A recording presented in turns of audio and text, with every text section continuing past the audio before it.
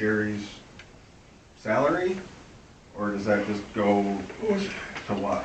Whoever does she's the FOIA officer, correct? Like Mike used to be the FOIA officer? So that money for these FOIAs, where does it go? Any revenue that we get from FOIAs just goes to miscellaneous income. We So don't, then there's it's like distribute out in general fund then? Yeah, just in general fund. So no one person is making extra money just because there's a FOIA. They're basically doing their job. Because Sherry might get a FOIA, like Charlie said, that is requesting, emails between him and Spicer. Well, Sherry is not going to have access to that, so Charlie would have to do it. Yeah, and so, and that's what I'm using, and thank you, because that's accurate. So the statement that I was using for an example was sitting on the planning commission, and she received a FOIA. I went in, and anything that had a specific name on it in my email all popped up. I opened everything, I printed everything, and I brought her everything. Because what I do as Reverend Campbell is transparency. Period.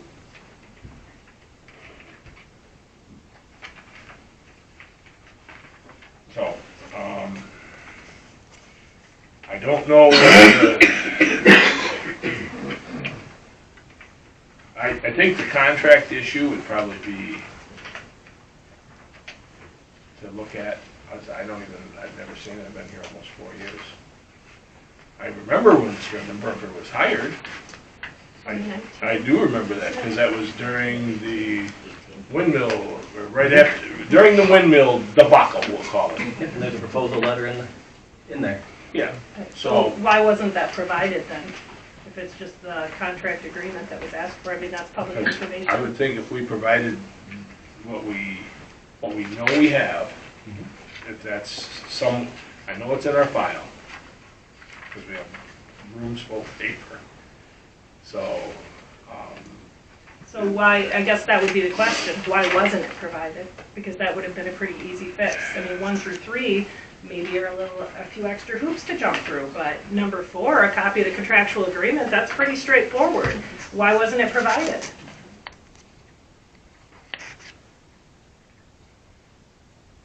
I mean, that's no more than 5 seconds to walk to a file. And just for clarification, is that updated annually? Or is it in existence since you guys started, do you know? That'd be 19, wouldn't it? That's a board decision on whether they want to put it Well, out. I've never seen it, Charlie's never seen it, so. But I think we're operating under the same contract we hired the firm under, I believe. I'm assuming it's the same. Yeah, because they hand us an invoice and we review the invoice and this is what's been accomplished and then we pay according to the invoice. So I would assume it's a fee-for-service contract. So was that not accessible for this FOIA? To provide that? Sherry? I did not see one in the file.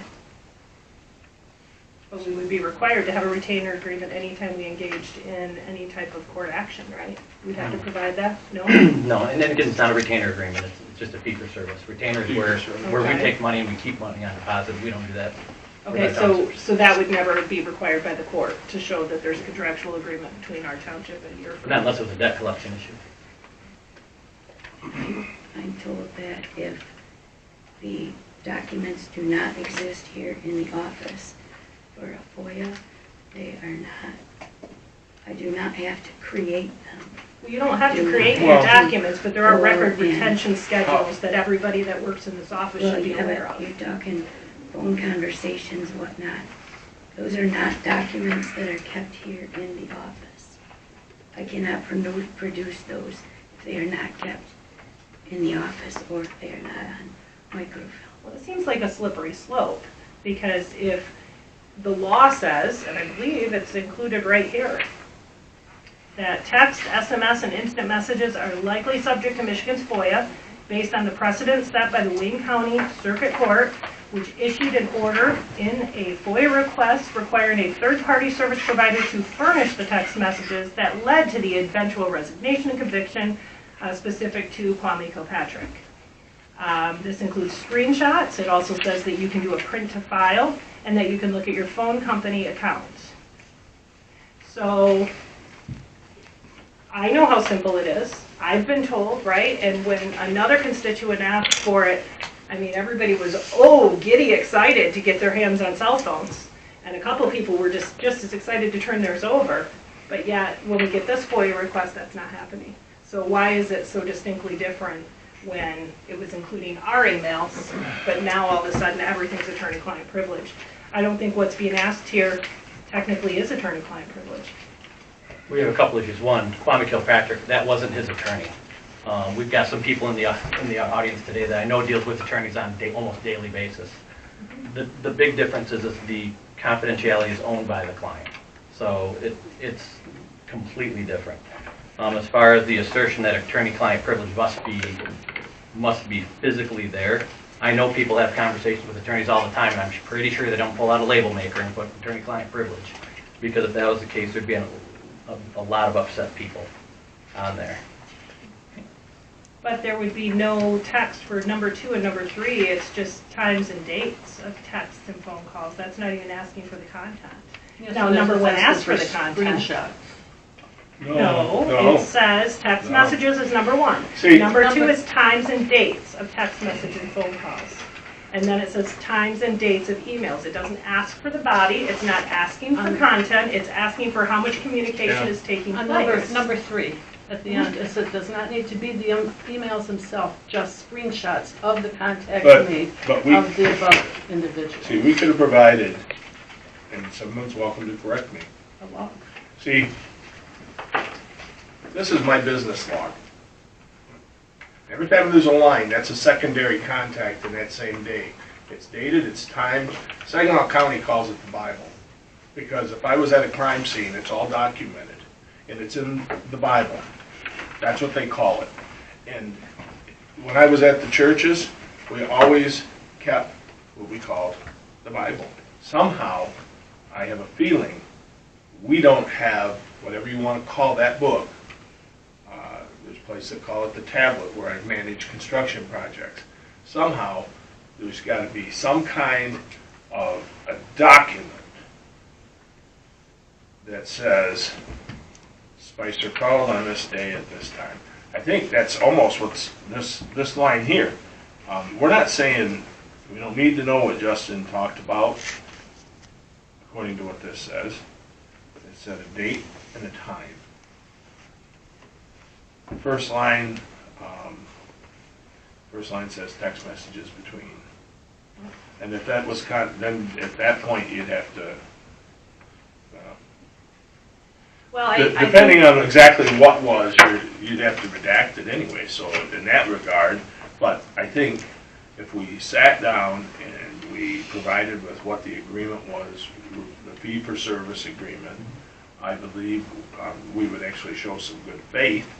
And then when it comes to some of this other stuff, I have a famous conversation in the office that's a checkup from the neck up. We just have to keep documents. If it's not here, it's in that book. I hate that book, but guess what? It's in the book. One place or the other, it's there, because if you call me up and say, who did you bury today? I'm going to tell you exactly who I buried today, who I talked to, and the information. That's how business operates. That's The government has a higher level of The bar. accountability than I don't know. human business does. So the question would be, With you, and it was because it was supposed to be. I have never actually seen a bill come through for Smith & Brooker that has billed for a text message, and yet I know text messages exist. So that's concerning. Just a question, no, it's not a question, but why is there no procedures within the township to I think in all of our jobs, we have to document memos every day on what we're doing, and we're not public. Right.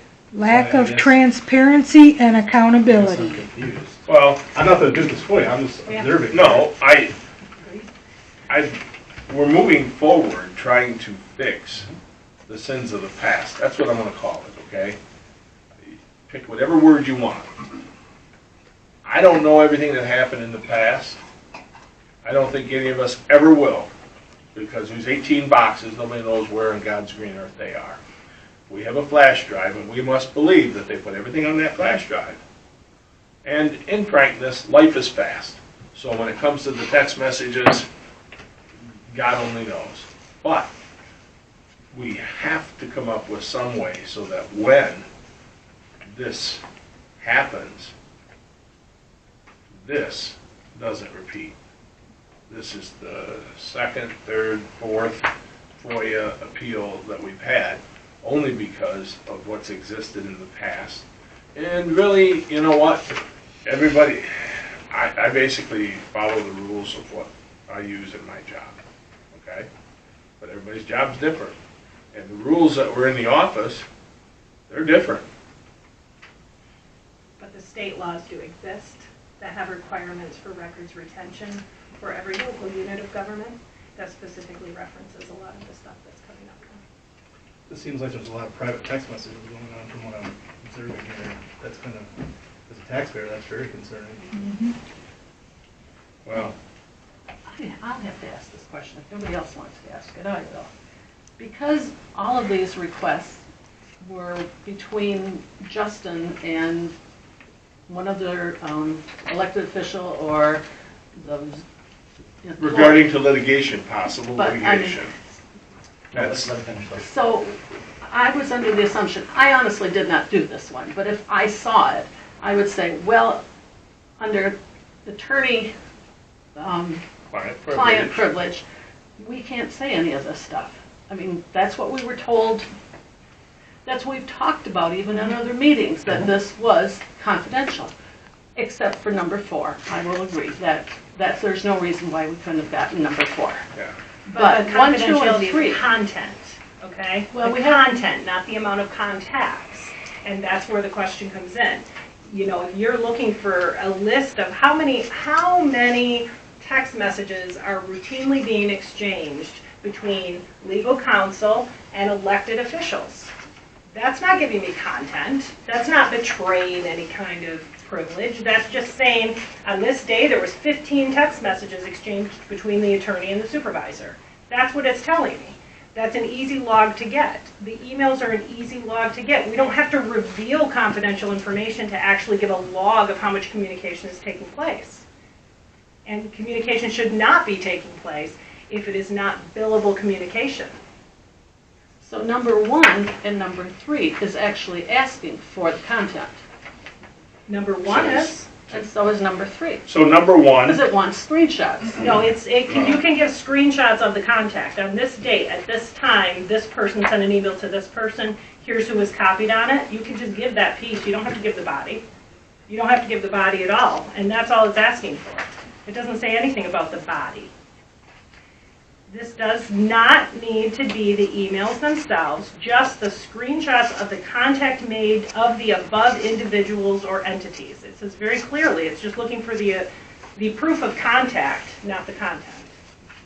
So I don't think that any of this is, Like I said, Potentially I a know for myself, violation. I need more clarification when it comes to doing FOIAs. right. I don't do them only one day a week, but when I do come, I ask sometimes to look stuff up. So I think we need more clarification as to what is public. Everything's public, I know here, or most everything. But with you, you know, what can we talk about? What- The confidentiality is always owned by the client. So I can't, I mean, you can give people billings, redacted billings, that has everything, you can, Oh, we've done all that. Lots of billings, Well, lots of billings, but still, I mean, lots of that's- billings. and what I would say is just, everybody ask yourself, how many times have you called an attorney and they never billed you? None. Never.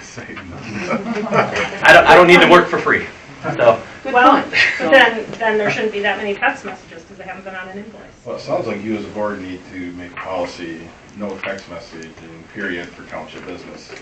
Well, all township business should be public. It shouldn't be in private text messages. That's what I had well, really. we concerns talked with that. 4 years ago about people actually having phones for township business, because many governmental bodies, and iPad's easy, and that way anything and everything regarding government business is on that device, and you could say, let me see your device, and I'd say, there you go. And I used to always say, there you go. But then when I worked in a medical examiner, you have to have a subpoena. Yeah, for under $4,000, everybody could get a laptop, and you could have everything backed up. And we were supportive of that. I don't recall that being the case, but Yes, we were absolutely supportive. We started looking into when was different the vote for options. that? That was in front of the supervisor, and he chose not to ever move it forward, and he controls the agenda, so. Would you like to make a vote today? I say, you guys got the We don't open have agenda votes in front tonight. of us now. We Make- talked about many different options. Make a vote. He was going and getting pricing for Verizon. We talked about Spectrum. We talked about different options, whether or not a phone would be included, what would be the best way to do it, and then it absolutely went nowhere, and then they were trying to get personal cell phones after that, so. Sounds like an amended agenda item for tonight. I do believe it's something that we should be adding to the agenda in May when there's time to actually collect some figures, because at this point it would be a blind vote, because we don't have any figures in front of us. We don't I'm like to spend absolutely money. open to doing that, because, you know, it shouldn't be on our dime, and we shouldn't have to have our personal lives violated just because we're elected officials. I absolutely agree with that. I should be able to have a text message with my daughter that not everybody's privy to, right? So, that said, I think that we could make a motion to add that to the May agenda, a discussion about township cell phones, specifically for township business for elected officials. And I also think that there needs to be a training that takes place for everyone that works in this office, specific to what the law requires for records retention. Anybody that walks into this office should have a primer on exactly what they are required to keep. Their emails, any logs, whatever we're going to require, needs to be kept by elected officials and employees, as well appointees that are on the planning commission. We should have open communication, because these are the people that pay for it. So they should have the ability to send a FOIA in and get that information without having to jump through all these hoops or be told that it's going to cost them $1,000 to get something that should just be in a file in here. Okay, So, but That was right now, 1,000. right now we're on accomplish- FOIA appeal. and so the FOIA appeal in question here is to find the fee-for-service paperwork. And if we have to request it from Smith and Brooker, then I think we should get the fee-for-service agreement from Smith and Brooker, which would be a phone call. I'm sure they'd probably fax it to us, or if I called them, they'd fax it to my fax in my office. But we need to get that at the absolute bare minimum. Because I don't know personally, when it comes to all the stuff on here, if it's not in our care, custody, and control, but that All the dates and fee-for-service times of emails, we should needs easily be to- able to get a log from our email provider about when that actually happened. I know for a fact that Samson can come up with that log because it's been requested before, and they accidentally provided the log of everybody that used their email service, which was probably not a good thing.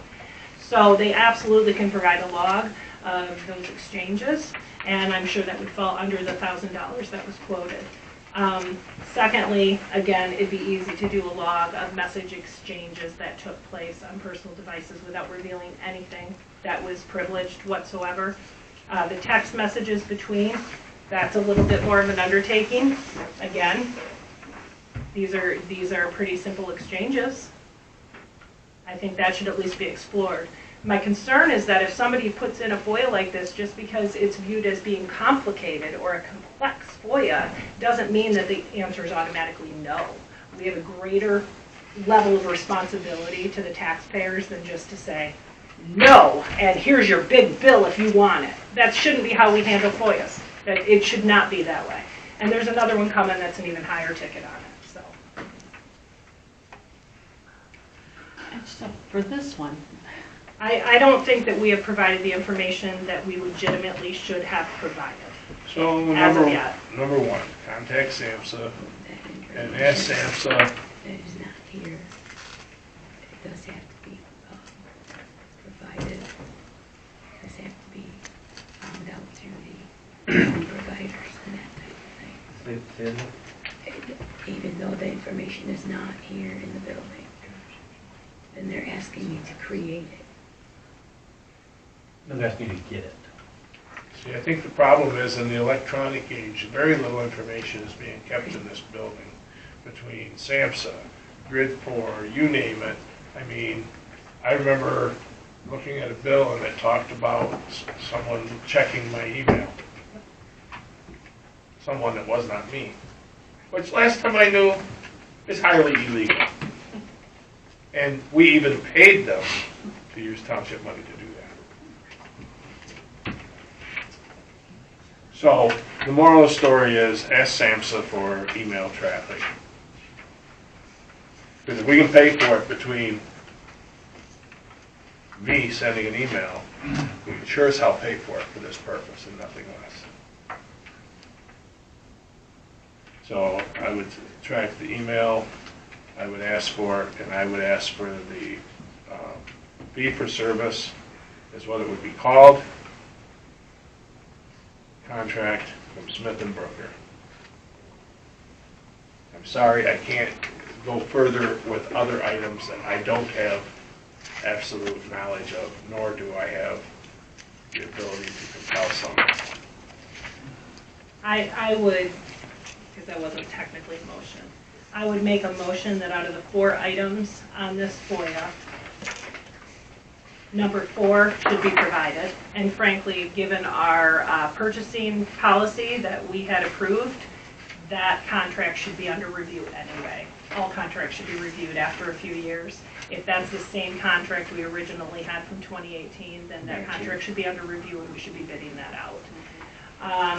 Number 3, for all dates and times from emails, that would be SAMHSA, as Charlie had mentioned.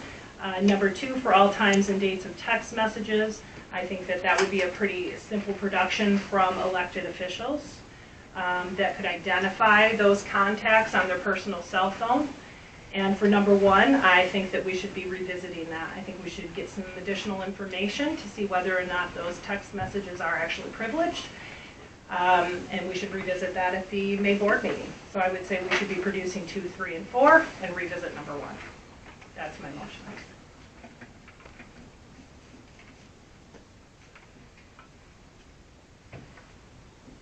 Do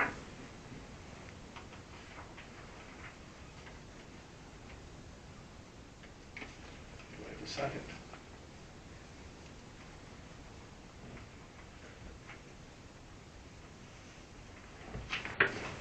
I would second.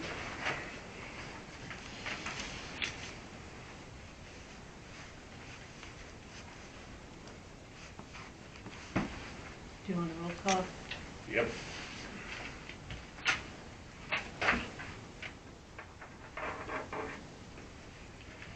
DeShano?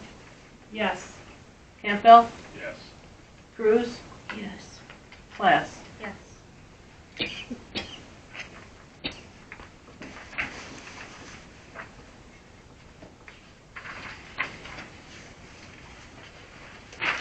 FOIA appeal number 2024-18. This is an appeal of FOIA response. As it is invalid, no email from Joan Flacker was produced or communications provided and references to the Calhoun Township owned property. Therefore, take this FOIA appeal to the Calhoun Township Board as it is purchased property owned and no information is being shared about it. I am confident that there is more information that exists. So, then comments in regards to item number 1 of your request. We don't have the records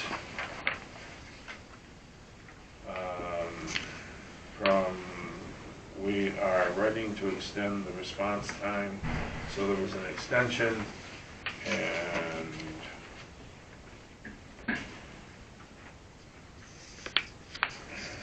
According to the email that was sent by the supervisor in relation to this that was included, he states that I understand there was a road there at one time and the bridge over the river fell in and was never replaced. So yes, Calhoun owns the property. Now this particular property, I don't personally have knowledge of some bridge falling in, but I do believe that's a wetlands area. So my concern would be related to drainage in that area if there was a bridge that fell in. And we still have at least a portion of a road over there that belongs to the township. In addition to that, the initial email that was sent by Ms. DeLorge from the Equalization Department of Bay County says, attached, please find 4 old deeds that have been brought to my attention. And yet, in my board packet, I have no such deeds included. So I've never seen those deeds. I'm not sure how